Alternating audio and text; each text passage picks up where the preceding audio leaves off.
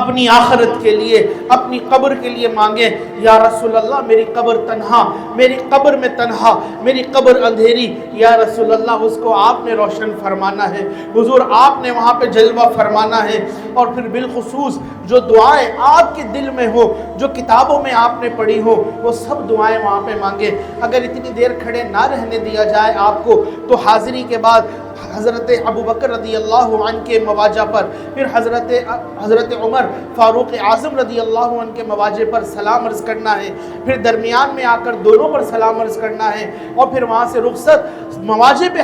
حاضر نہ ہونے دیں، باب جبرائیل پہ کھڑے ہو کر یہ سارا معاملہ کریں، باب جبرائیل پہ کھڑے نہ ہونے دیں، گنبد خضرا کے سامنے کھڑے ہو کر گھنٹوں کھڑے رہیں، اور فسانہ دل ہی دل میں دل کے آقا کو سناتے رہے۔ خدا کی قسم وہ سن بھی رہے ہیں، وہ دیکھ بھی رہے ہیں، اور عطا بھی فرما رہے ہیں، بس لینے والا ہاتھ ہونا چاہیے۔